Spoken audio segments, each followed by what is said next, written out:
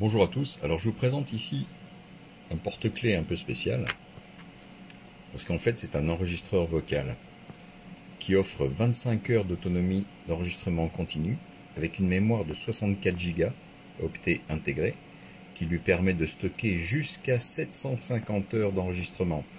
Alors bien sûr c'est à la résolution la plus faible, c'est-à-dire en 32 kilobits par seconde, sachant qu'on peut ajuster la résolution des fichiers de 32 kbps jusqu'à 384 kilobits par seconde. Alors pour ce faire, il faut modifier un petit fichier texte qui se trouve stocké sur la clé. On le modifie à partir du PC.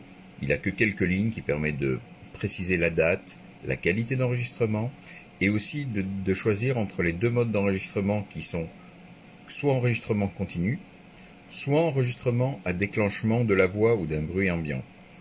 D'accord. Alors si on le met en déclenchement de la voix, en fait, dans un endroit silencieux ou avec un bruit constant, il va se déclencher dès qu'il entendra la voix et l'enregistrement s'arrêtera dès qu'il n'entendra plus la voix et ainsi de suite. Donc on minimisera l'espace occupé par les enregistrements vocaux, mais on perdra un peu la notion du temps. Alors par contre, il est vraiment de taille très réduite, puisque je l'ai mesuré à 72 mm de long, 22 mm de large et seulement 8 mm d'épaisseur. Vous remarquerez qu'il n'y a qu'un seul bouton dessus, qui est celui-ci. En fait, il suffit de le pousser sur le côté pour mettre en route, et après quelques secondes, l'enregistrement se déclenche. Quand on a fini, on arrête, l'enregistrement, les fichiers se ferment, et à ce moment-là, on peut les lire soit sur PC directement, soit sur un téléphone Android, parce qu'il est fourni avec des adaptateurs micro USB et USB-C. Il est livré avec un câble type USB type A vers micro USB.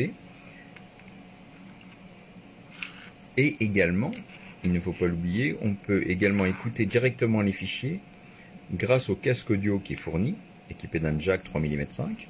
Et pour avoir accès, pour pouvoir brancher le 3 mm 5 là-dessus, et ben en fait on a une télécommande filaire munie d'un micro USB, un port micro USB, et au dos de la télécommande vous avez la prise jack 3 mm 5. Donc on a encore une fois trois possibilités d'écouter les enregistrements directement en connectant le casque à la télécommande et la télécommande à l'enregistreur, soit en OTG en connectant directement l'enregistreur sur un téléphone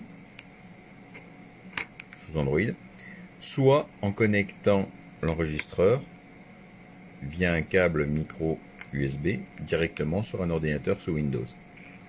Franchement, c'est assez bluffant, la qualité d'enregistrement est bonne, la portée est bonne, hein. Dans une salle de réunion, on entend tout, vraiment à 360 degrés à la ronde, c'est vraiment top.